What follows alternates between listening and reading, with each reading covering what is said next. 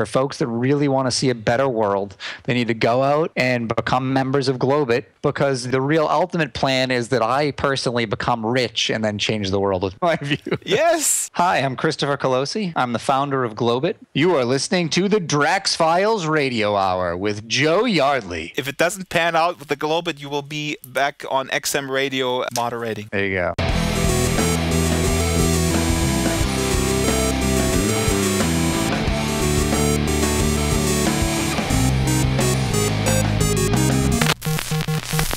Hello there and welcome to the Drax Files Radio Hour with Joe Yardley. My name is Draxter Dupre. I'm here with Joe Yardley, who secretly runs Linden Lab out of this dingy attic in 1920s Berlin. Right, Joe? Shh, stop secret. Okay, we do have some audio problems today. I hope they get better. We have a big show. I know I say that every week, but seriously, Christopher Colosi is here today, formerly Colossus Linden. He was with Windmark Interactive, a game design company which was acquired by Linden Lab in 2007. And wait for this, Joe, they brought us the Windlight technology. We love Windlight. Christopher actually then ended up at the lab among many great initiatives and projects that he pushed forward. He was the monetization manager. He was running the marketplace team. He was overseeing the Linden dollar teams. He was making economic policy. The money guy. That's what we call them in my gang. The money guy. He goes from left to right. He's the money guy. Forget about it. Anyway, let's get back to the subject here, because Christopher ended up making these economic decisions in a virtual economy, and we don't have to remind people, I think, that Second Life still has about $600 billion US dollars in transactions annually. This is the latest figure we have.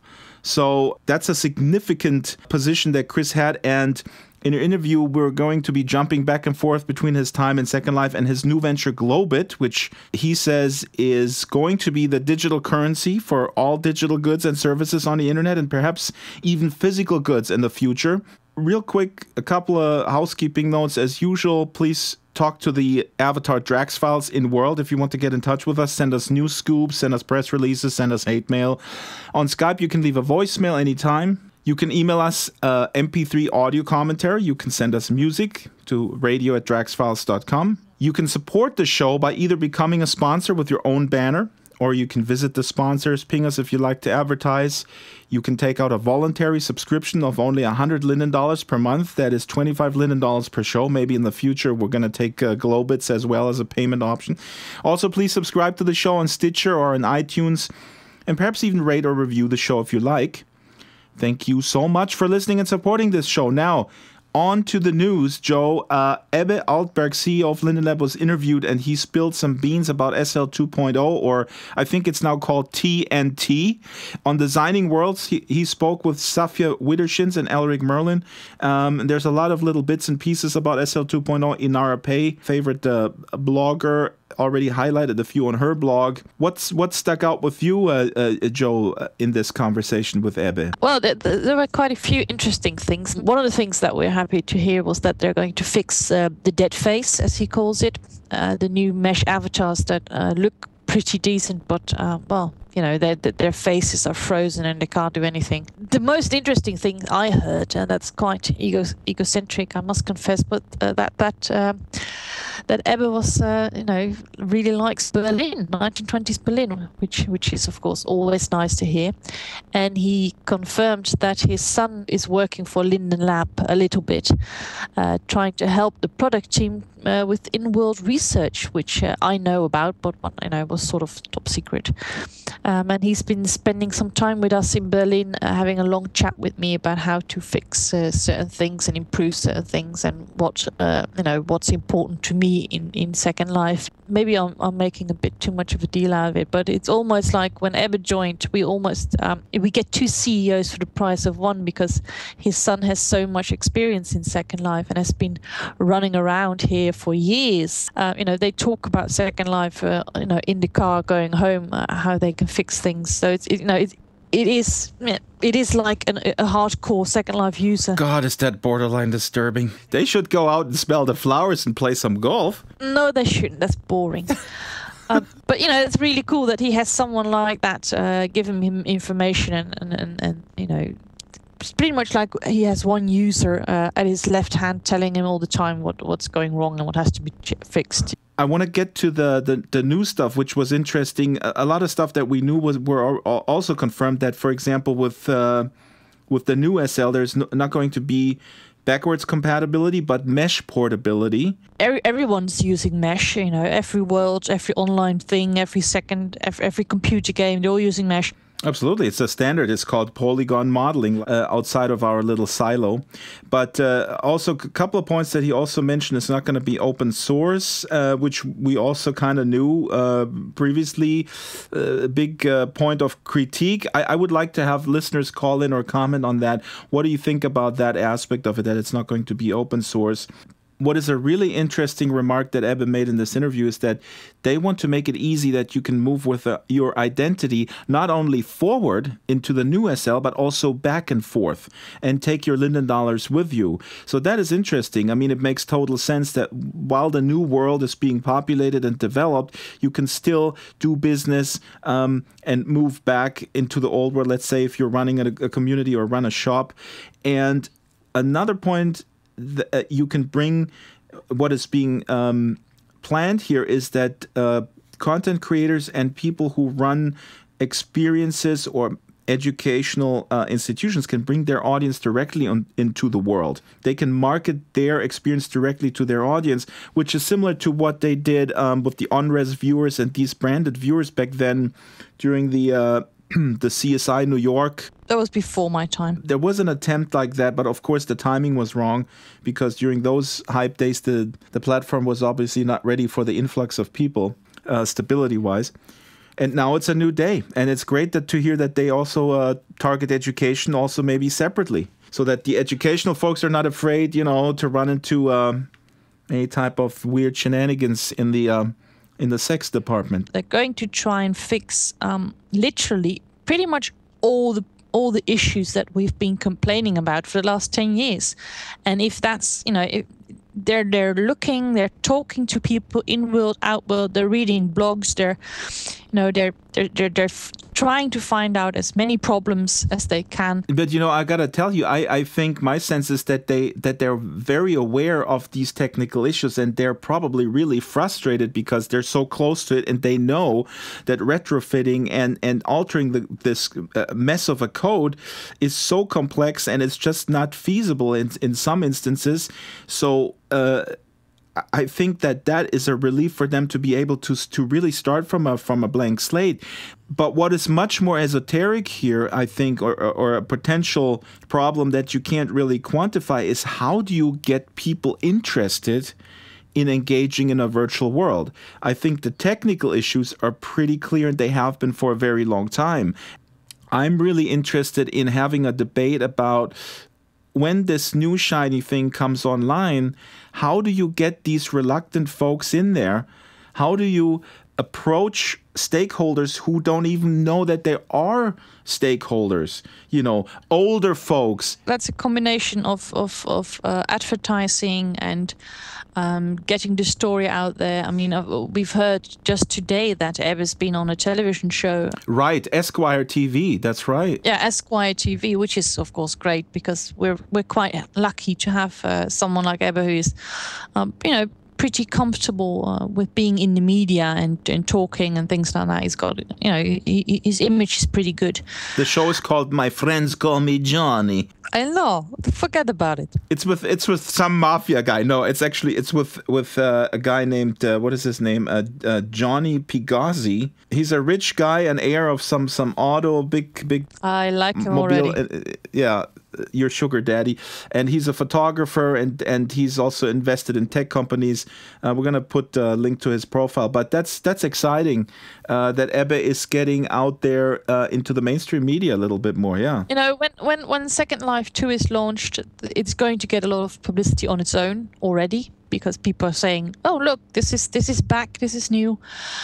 And it is important that from that moment on, we're going to be, we're going to try and keep the image up, because it's a new world, a new chance. And if people are going to try it and actually like what they see, it's going to be a lot of word, mouth-to-mouth advertising that's going to work, that's going to help a lot. They need to get the museums, the educational institutions, they need to win that market before Facebook does.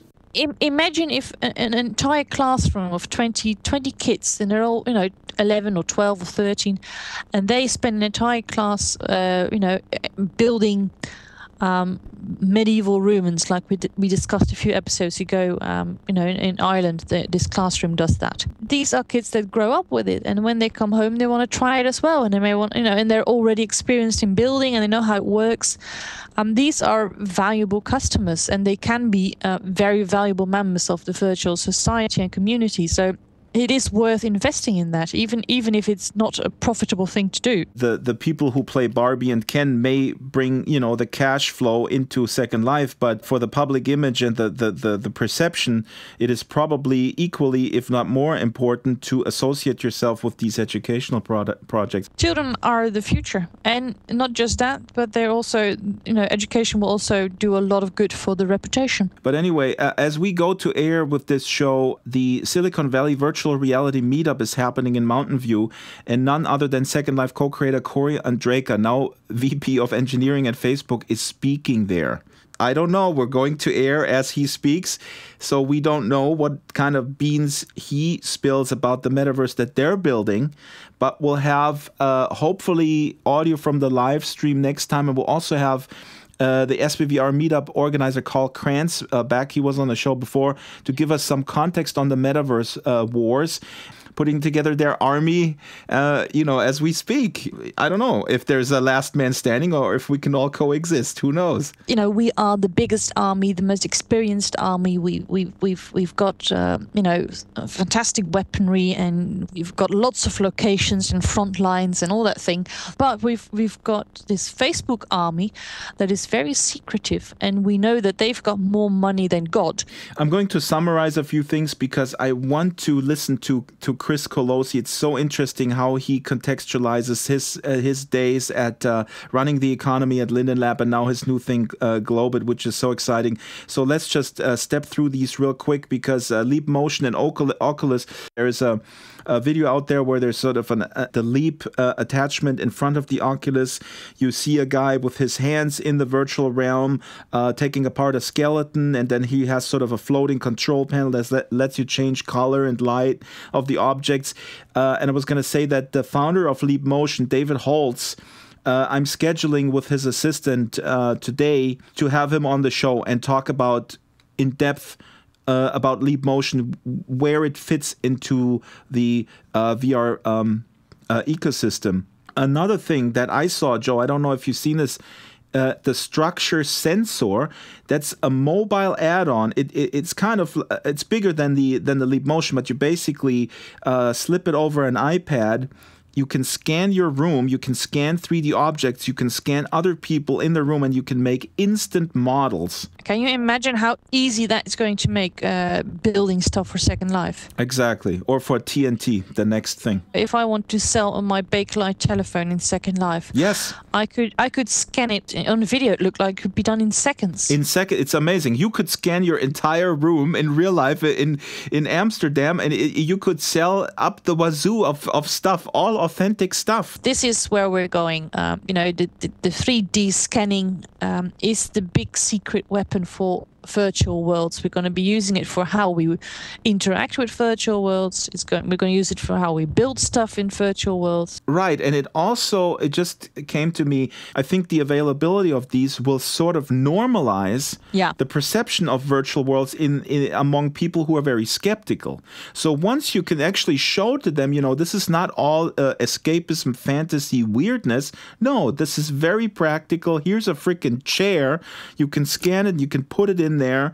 And these kind of things, I think for a lot of people who would dismiss who have dismissed the stuff outright, is very important. Well, that's one of the things that they show in the video, and that made quite an impression on me.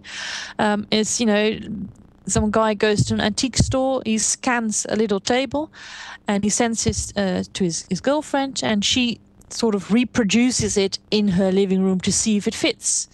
That is exciting, and that is used for everyone. Also, while we're talking about the virtual world is moving at, the virtual reality movement rather is moving at breakneck speed.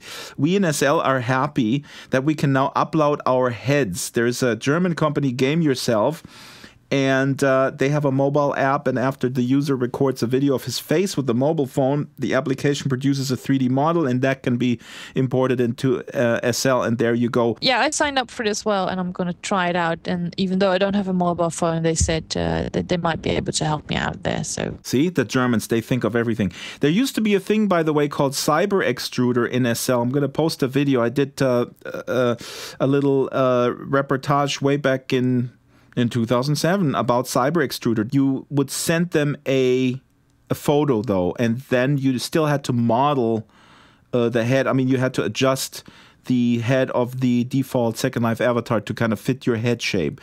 But that technology was pretty good back then. I mean, it really took a passport photo and boom, you were in Second Life, and it looked pretty good. Let's move on to the feature interview. Christopher Colosi, CEO of Globit. Globit is a digital currency provider startup with the goal to be the only dominating force of monetary transaction in online games, digital marketplaces, and possibly with an eye offering these services in the real, also known as the physical world, with all its physical goods. So Chris is, of course, as I said at the top of the hour, former Linden. He came to Second Life via the acquisition of Windmark.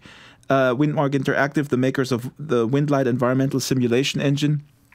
And at Linden Lab, he quickly became the financial guy. the money guy. The money guy. What was that? Well, that's my New Jersey accent. I mean, that's all I can do for you. All right. As we go to air, Chris is getting ready to present the Globit platform to developers at IndieCade. That's the Indie Game Developers Conference in Los Angeles. They're announcing their launch.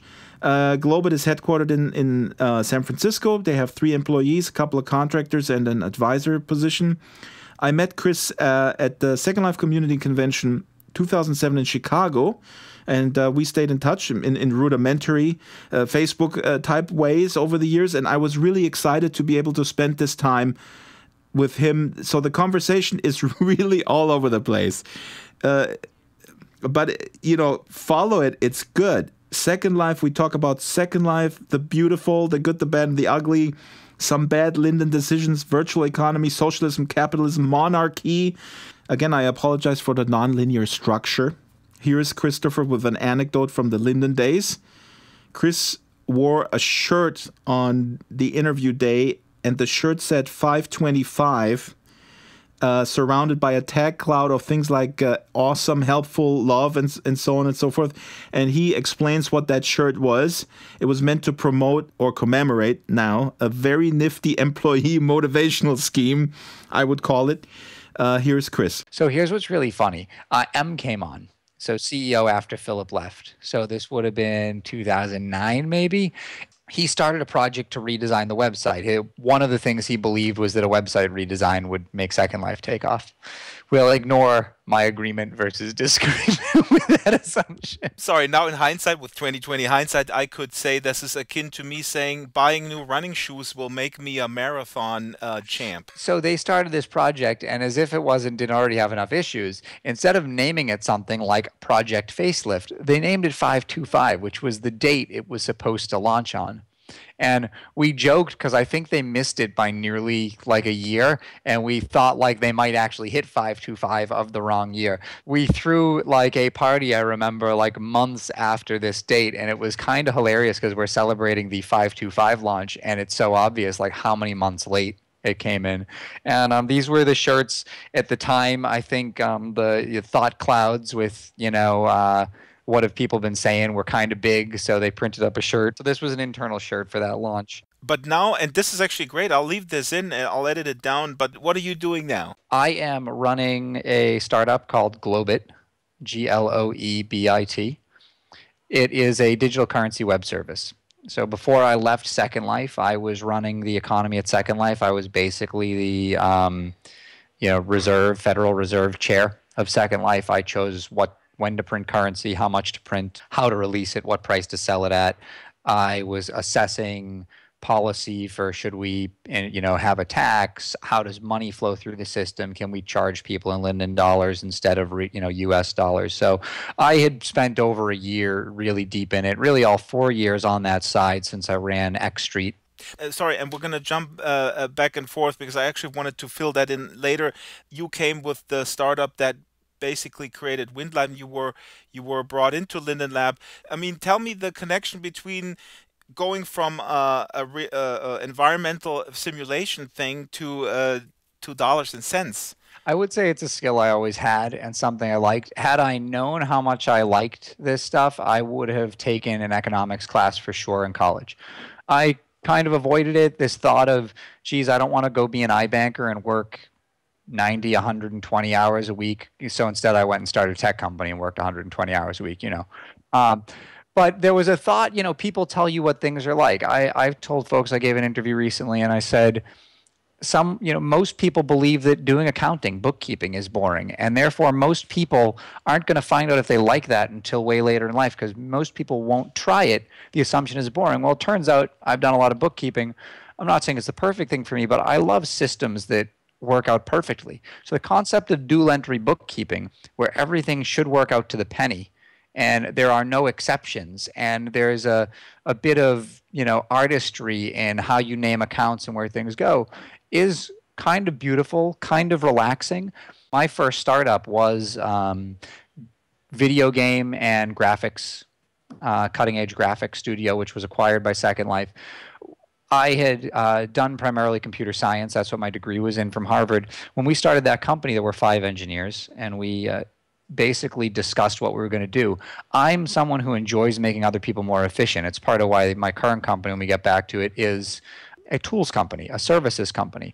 I don't need to be front and center. I love it when I can be a multiplier for other people. So I looked at it and I said, hey, I'm a good engineer, but you guys hate this stuff. If I was to manage operations, finances, bookkeeping, sales, do you guys, would you prefer to be able to focus 100% on code? And they said yes. It doesn't make sense for all of us to split our time. Context switching is really costly. So I took over doing all of that, all the financial side. One of the other 5 of us ran part of the business side, and I helped him on that with negotiations, with contracts, and I took over the entire financial side. So I ran our books and I managed our finances. So when I joined Linden, I handled the whole negotiation of our sale of our company. So I was the lead person negotiating that, myself and one of the other guys on business. When we finally came on to Second Life, we the 3 guys who were doing strictly engineering basically had set titles. And I said, listen, I can go back to being an engineer, being a computer scientist, but I'd like to stay on the strategy side. Do you want me to split my time? And I was told, we want you on business stuff. We like what you did here. We liked you managing this. So they had me start to look at acquisition opportunities. I did the license for the CSI project for them to do their own viewer. We're working on some other ones of those. I worked a little bit with Vivox. I eventually acquired X Street, and that acquisition basically brought me into managing a little piece of the economy. I was always interested in the economy too. From the day I came, I started saying the Linden dollar should be that's our moneymaker. If I had my way on day one, I would have run with that and turned it into probably what I'm doing now with Globit. In the sense to go outside and say to other people outside, this could be the global digital currency for anybody. 2007, I was pitching that. I couldn't get, executives on board, or I could, and I'd get an approval, but I'd get no resources. We had a problem at Second Life back then. I'm not sure how it is now, where we had twice as many ongoing projects as we had engineers. So when you had big vision like that, you really, it was hard to get it done unless Philip himself said, this is a major initiative for me. And he didn't like to do that because he wanted wisdom of the crowd to determine things. So there was that. There were also a couple of other folks who were really running that department. So you don't always want to step on toes either. So I kind of stepped back. I managed X Street. At some point, the people who were running the economy, other Lindens, left, and so I took that over as a whole and started managing that, digging in deeper to the data. It was great. I spent a good year where, there were periods where I could spend a week doing a deep dive on data in the economy. I could do a podcast with you on time I dug in to look at trickle down theory inside of Second Life. Economics isn't just about some macro or microeconomic theory. It isn't just about like spending all your time running formulas. It, to some extent, can be very close to sociology. I'm writing this question down for later because I'm reading a book right now. It's called How Much Is Enough, and it's a great book. It's written actually by two economists, but they also say that the problem right now is economists are the number one sort of social or scientists that are always being asked questions, and sociologists who dealt with this stuff, they're sort of not on vogue right now. Oh, absolutely. I mean, because one of the things is sociologists truly look at how folks work. A lot of economists tend to forget that people don't act in their best interest. So a lot of economic models people need to then put them in practice and learn, oh, this didn't work out like we planned. But there's a great simple study where, and I know it's a small amount of money. A lot of folks say if it was more, would they act like this? But it's a great simple study where I believe with two people, person doing the study gives one of them $20 and says, you can give however much of this you want to person B, says this to person A. You keep the rest, and he keeps what you gave him if he accepts it. And if he declines, you both get nothing. And if I recall, it was something like anything below $7 or $8 that person A gave to person B was like above 50% of the time was declined. Person B is choosing 0 over $7 or $8. And it's a great example of how someone actually chooses to screw themselves, pardon my language, because vengeance becomes more important, or showing that like you can't do that to me becomes more important than the money they're going to walk away with. Now there's a question: was it 20,000? Would you not accept 5,000? But it very simply shows that people don't always act in their own best interests, and I don't think most people would have predicted that result. And certainly, I bet a lot of economists wouldn't have, whereas a lot of sociologists probably or would be far more likely to go, I've studied how people act and emotionally how people are affected by things, and may have predicted something like that. So I think, I do think you need to be bright about it. You also need to look at data. A lot of times you got competing economic theories, and sure, both formulas can work, but one doesn't. And one holds true, or something in between holds true. Why is it? I mean, that's what we're having right now. I mean, we're still having, as far as I'm concerned, trickle-down economics, for instance, never really worked. There is no proof, or is there? Because I'm totally open-minded. I mean, I'm on this side, but I'm also open-minded. I'm willing to entertain any other thing if you give me some proof, but nobody has given me any historical proof. I've never seen proof. I can delve into why I believe that is, but I can tell you I looked at, most people don't have 100% of the data in an economy. I was in an amazing place in Second Life where I had 100% of the data to look at, and I ran an assessment over, maybe it was a 6-month period, a year period. I group businesses by, mom and pop, like hobby businesses, competitive businesses that were losing money, breaking even, earning under $5,000 a month and over $5,000 a month. And assessing those groups, what I saw was that, exactly what I expected given what I've seen out of people in the world, which was the trickle down did not work at all.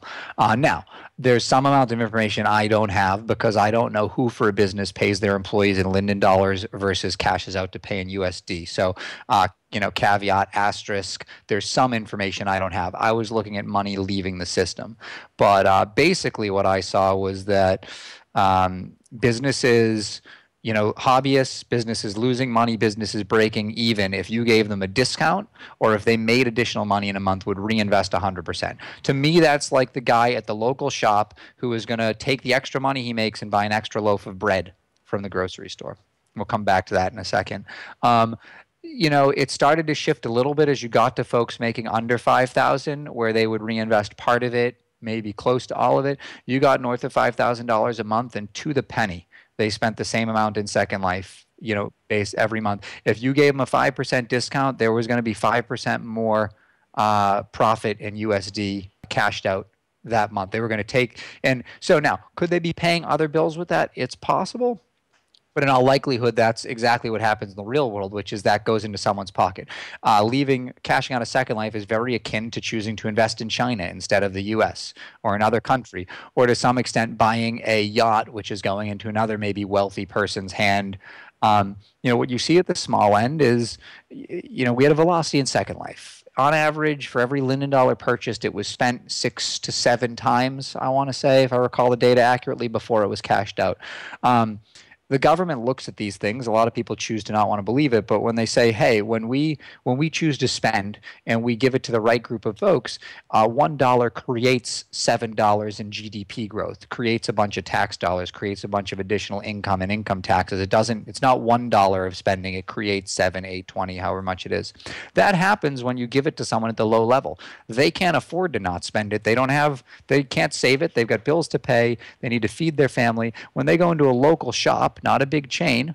When you go to a McDonald's and you spend it at McDonald's, what is it? 17%, that includes executives at McDonald's, is the numbers I've seen go to the staff. So probably, since that includes executives, you spend $1 at McDonald's and 90% of that goes into a shareholder or a high-end executive. Only 10% comes back in. But you go into a local store and you buy a loaf of bread there, that goes to that guy who's running the local store, who's got expenses, probably doesn't own a lot of money. A large percentage of that goes to his staff. They spend it, and you got spending in local stores. When you give that same dollar to that wealthy person, that gets invested in somewhere, or it gets put into a savings account. Maybe that gets reinvested. It doesn't correlate to an increase in wages for folks down the scale. It doesn't make it down. I believe in trickle-up theory, which is, if you inject capital into the lowest rungs of society, it will flow up, and the wealthy will get wealthier as well. So now you're at Linden Lab, and you're delving into the economy. You have the best playground. I mean, really, kind of these millions of mice that you're looking at. I'm sure residents would love that to be compared to mice. But now, then you leave Linden Lab, and now you formed Globit. At Second Life, there wasn't really an interest in servitizing the system.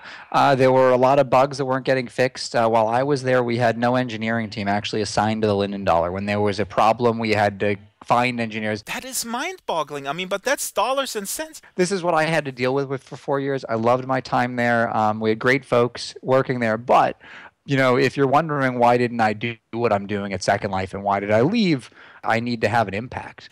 Why do you think that wasn't seen as a priority, or what do you specifically mean? If you give a few examples, what wasn't worked on, what should have been worked on right away, what were the flaws of the system? One of the big things is, one of the reasons we're building this as service is I found that most people doing games really don't have that financial bug, that interest in that space. So great, it was something that enabled, but they wanted to produce a virtual world, the next version of the internet. They did not want to produce a financial global tool.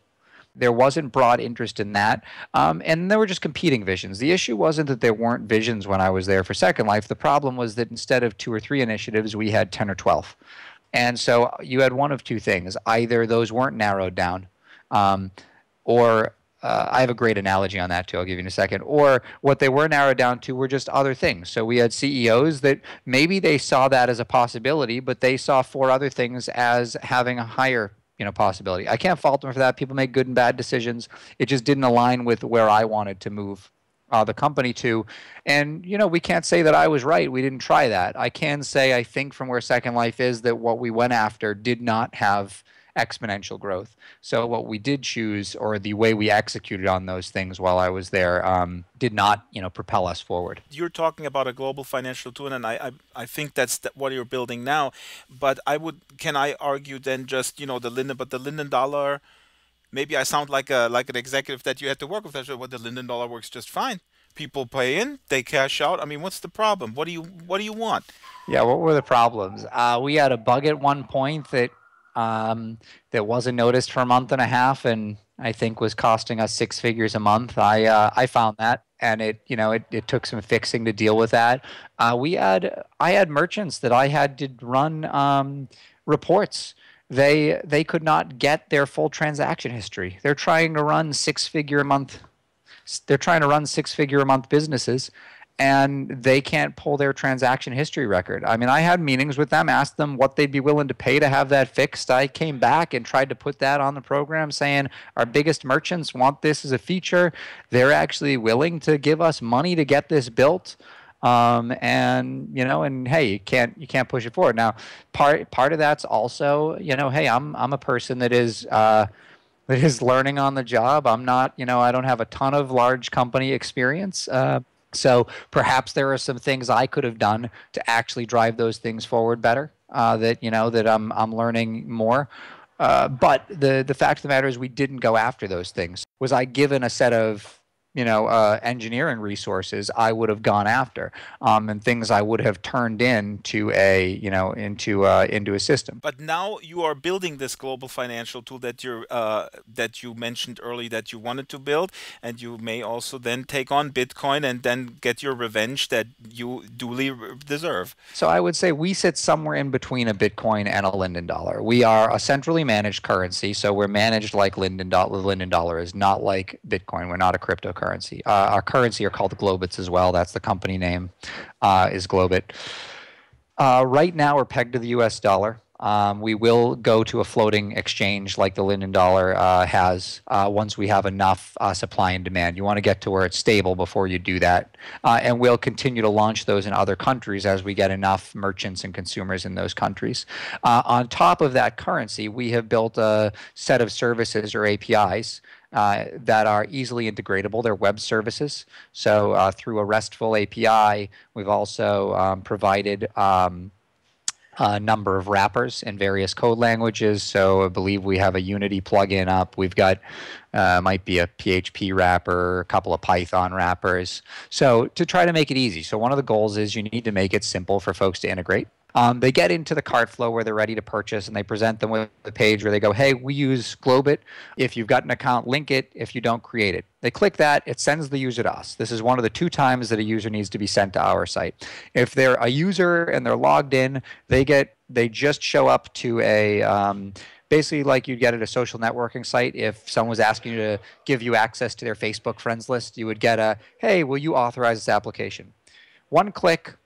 User goes back to that game site, and what you've now done is granted that game pull permissions to charge Globits out of your account. Okay, so one click to our site, one click back for you. So if you're not a user, you'd hit the sign up page, you'd sign up first, you'd approve the terms of service, and then you would get that. So now they store that in their back end. Whenever you log into them, they know that you're linked to us. Unless you revoke that, they have access. So they can do 3 things. They can display, or they've already linked, they can do 2 things. They can display the balance, so they can display your Globit balance, which we own in our system, on their site.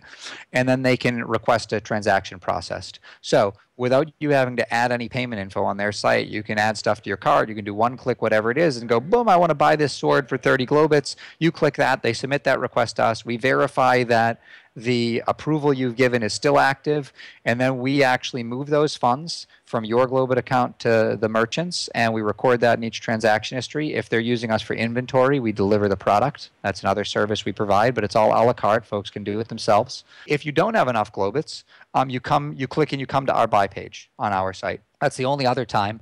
The reason we do have folks send to us is both a trust and security issue. It's also because that way the folks who integrate our service only need to integrate one thing, our service, which is really simple, basically failure or success. We on our end deal with all the complexities of integrating various payment methods, and we'll continue to add those. And that way that USD or whatever current real-world currency to Globit transaction happens with us, with Globit, and then the users only have a Globit transaction with the products. And just like Linden, those merchants can turn around and sell those Globits to cash out, or they can then go use them with other products. You need to get merchants in the boat, and the more merchants you have, the more you can sell to the consumer that, hey, we got this system that is accepted by all these merchants. The biggest challenge with any payment mechanism, and certainly with a currency, is that you need to build both sides of the market at the same time. The way we've gone about that is we built a set of services that while it might be a risk to come with someone early, or where we don't have a consumer base yet to say we've got millions or billions of dollars in, we've built a system that will save you as an engineer months of engineering time. You don't need to become a payment specialist. We're not charging 30% like other similar services out there are. I won't say they're the same because we do a lot more and do it better, but we're charging 2%. So, we believe you should, just because you're selling digital goods doesn't mean that you should be gouged because you have a big margin. Merchants integrating us, especially apps and games that want to use a digital currency and price their goods in a digital currency, which, by the way, boosts monetization. I found this in Second Life. we get 100% of their monetizing users become our users. So our early partners are getting us our early consumer user base, and as we grow to 20 small indie game partners, and that brings us to 10,000 end users. We leverage those 10,000 end users to go after larger partners, and then to go after virtual worlds, places that have marketplaces, because we add even more to a space that isn't just consumer to merchant, but one that allows their users to transact with each other. I'd actually love Second Life, believe it or not, to come over to the Globit. And I believe we could both make Second Life more money and provide a better service for Second Life users. I gave up the Deutschmark when the euro came. I'm still with the euro. I would give up the Linden dollar for Global.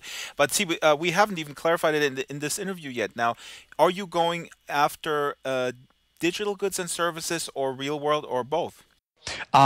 First, digital goods and services, whereas eventually we'll be competitive with high dollar transactions.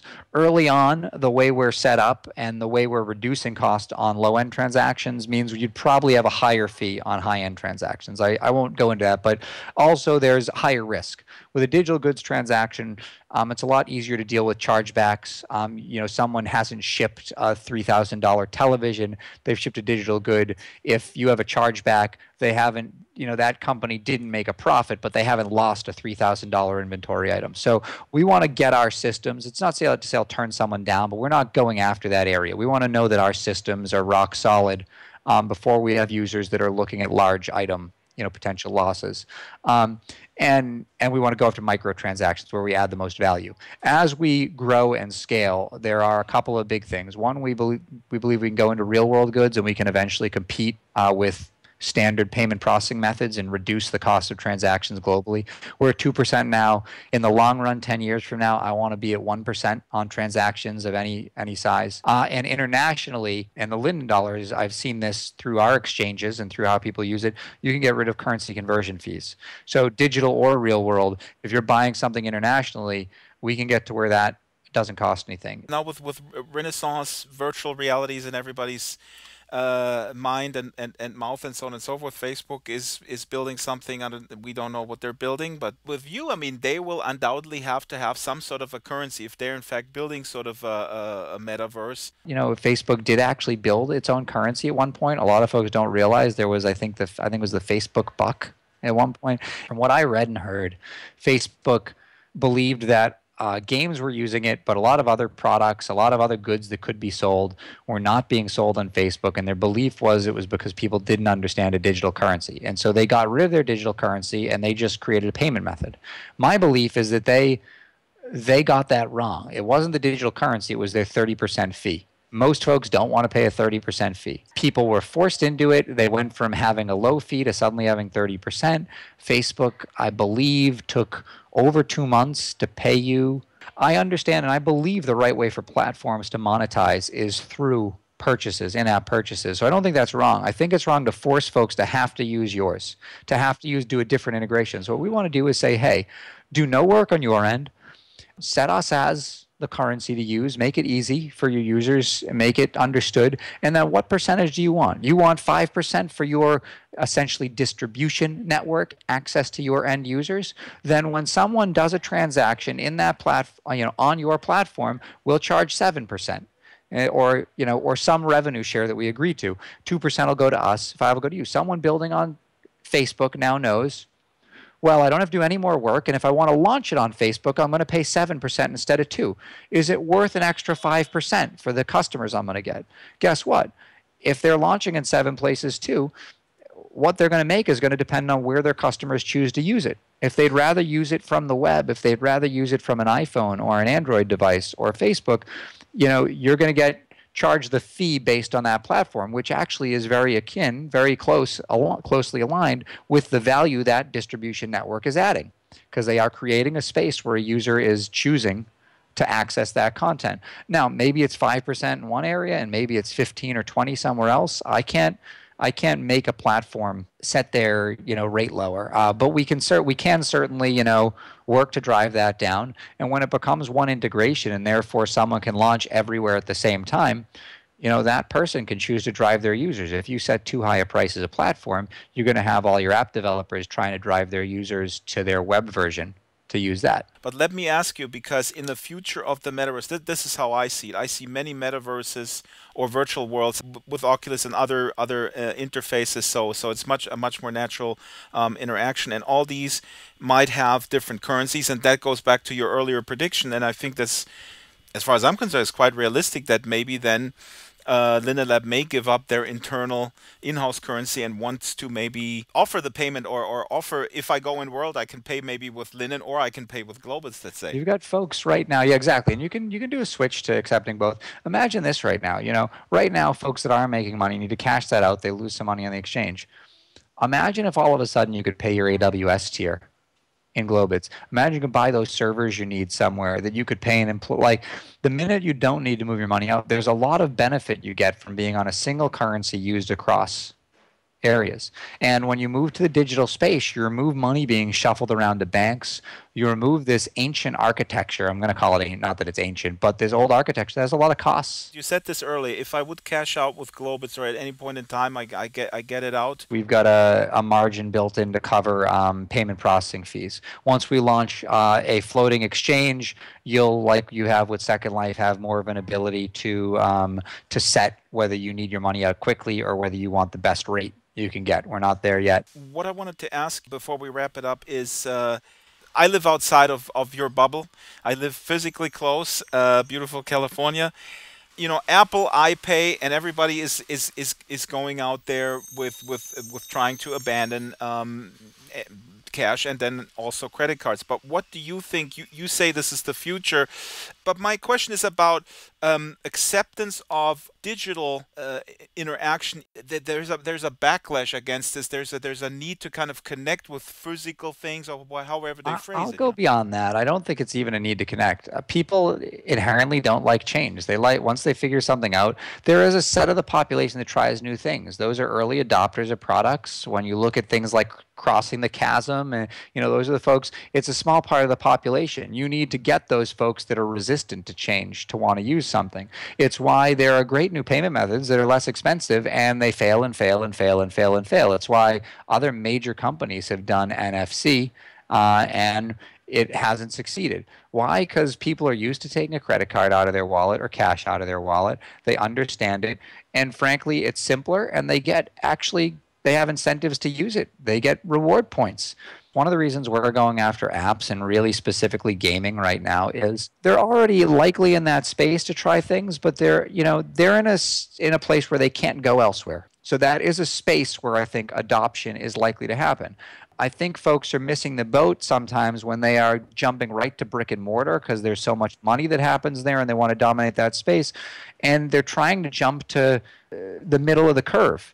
And you need to start somewhere, get people on in the digital space, get them on with games and apps, get them to where they start to get comfortable using Globits, seeing them in a lot of different places, and they start to go, hey, geez, I made some money last week. It would be awesome if I could spend this in the coffee shop because I don't really have enough that I want to cash out, but man, if I could tip with it, and then all of a sudden get some users coming to you. Then make it a feature, something that folks are waiting for, that's available at brick and mortar beside payment methods. Make it something where we can decrease the cost to the merchant and the consumer, and there's an incentive for that consumer to use our system. So we're taking a different approach. We're not going after brick and mortar. Do I want to be in there eventually? Yes, but I don't believe that's the right day one adoption method, at least not for us. It doesn't mean Apple can't do it. They've got a lot of power. They've got a lot of devices in hands, but I've got a lot of reasons that I'm not going out of my way to use it. One of which being that Apple has shown that they make moral decisions on what they want to let their users have access to. I am not comfortable with a company that has done that having control of 80% of the payment space. I've seen credit cards companies throw their weight around, and it's and it's not something I like. What happens when Apple makes the same moral decisions they have with apps on payments and they shut off a bunch of businesses? That should be something that worries folks because they have a history of this. I'm not pulling that out of the air. You people in Silicon Valley, you are basically, with all your automation and stuff like that, you're gonna destroy everything, and then it's gonna be just 5 people, and everybody else is sort of like a little slave here. This is why I say ethics is a major thing. You got to think about, do you believe that right now there's a belief that if you look at companies, that investors should get 50, 80%, or investors plus founders, employees should get a tiny amount, if anything. They're very far away from, the co-op type principle. When you look at, folks at Walmart or McDonald's that are struggling, other companies, I call those two out because they've been in the news.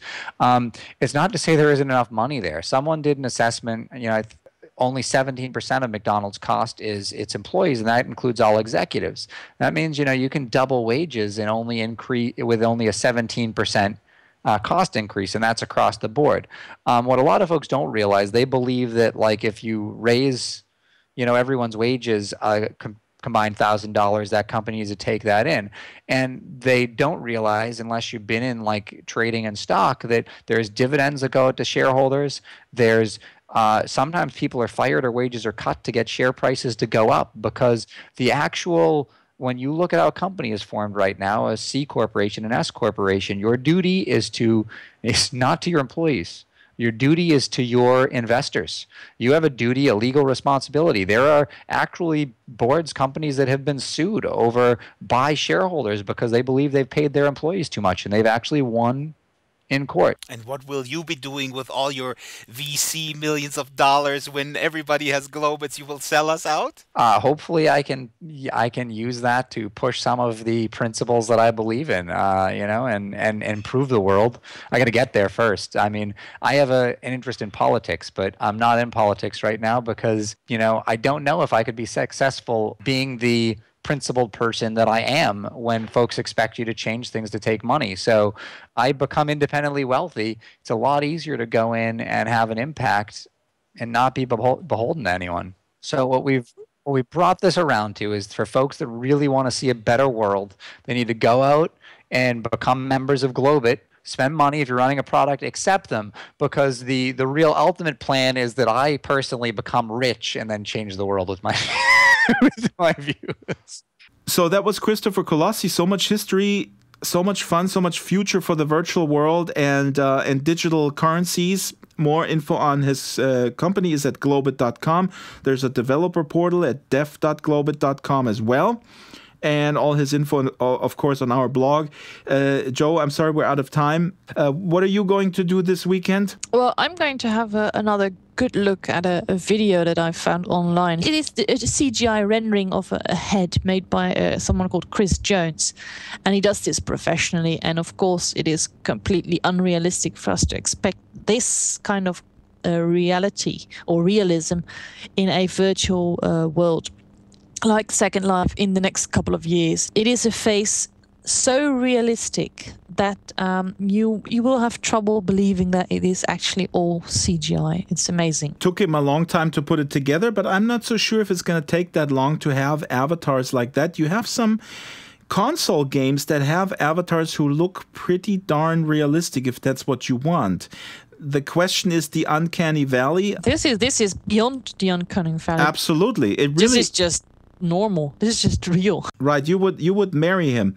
I wanted to bring the attention to yet another social networks for avatars, ulizer.net. This was sent in by listener Rockridge Constantine.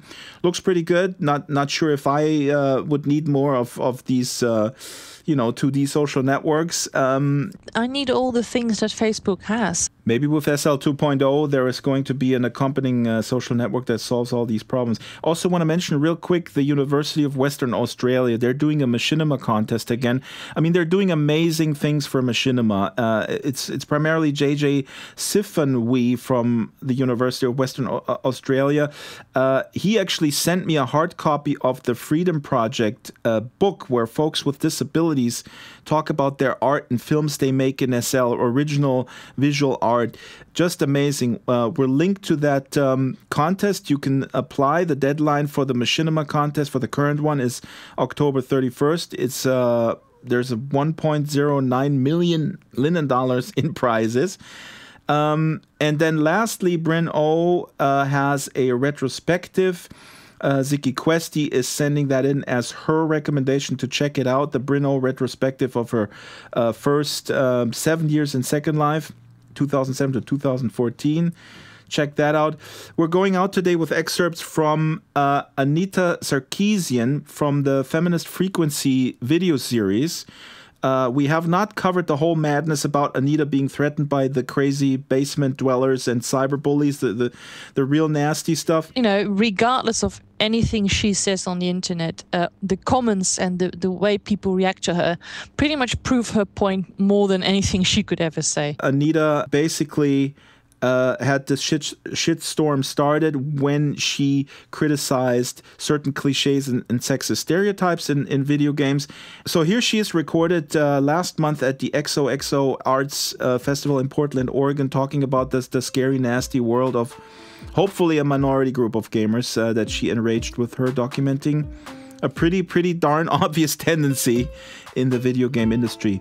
Would be nice if she did something about Second Life. Would love to hear what she thinks of Second Life, because, you know, regardless of all the really evil, scary things that happen in Second Life, the influence of women in Second Life is a lot stronger than in most games, and we decide what our avatars look like, unlike in games.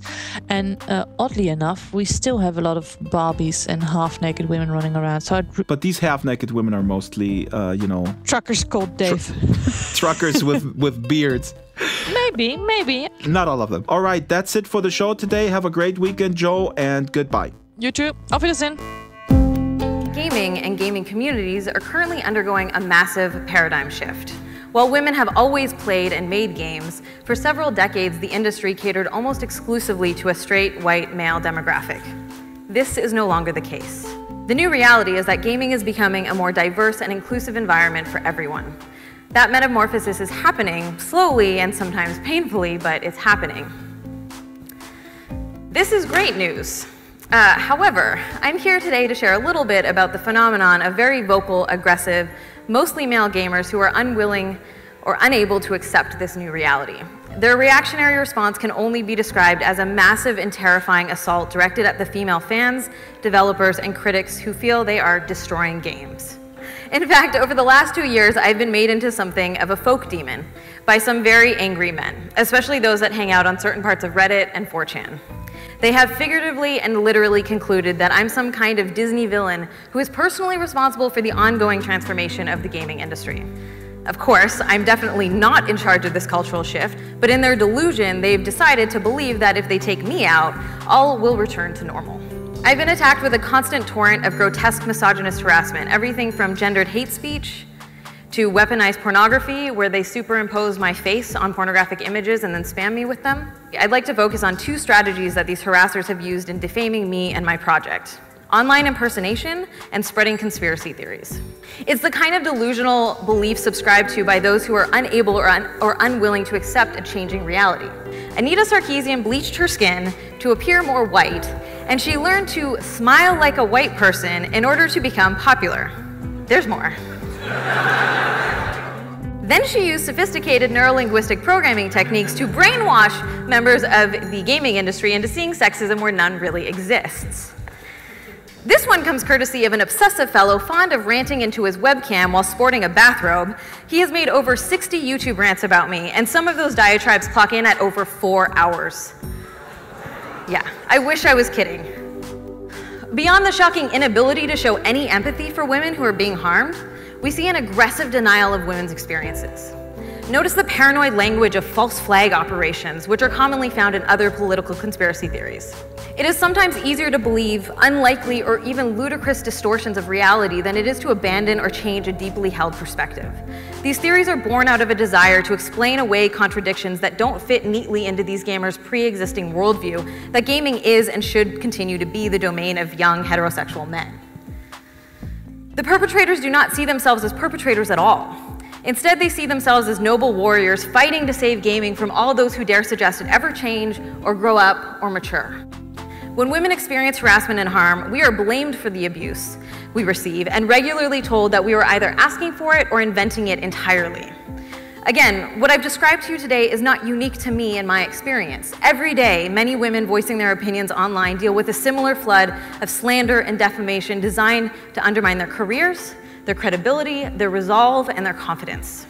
So I leave you with one simple thought. One of the most radical things you can do is to actually believe women when they tell you about their experiences.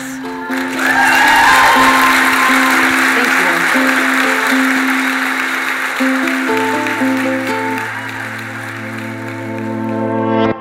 The Drax Files Radio Hour with Joe Yardley is a weekly production of Basic Drax Entertainment. The show is supported by Leap Motion, SL Go By On Live, Stitcher, Bot Girls Identity Circus, Carvel Design, Vika Creations, Humanoid Animations, Escapades, Botanical, Death Row Designs, Angel Red Couture, Fallen Gods Incorporated, Blue Moon Enterprises, What's Next, Avacon, and Landscapes Unlimited. Contact the show via Skype, Drax Files, Avatar Drax Files, or email radio@draxfiles.com.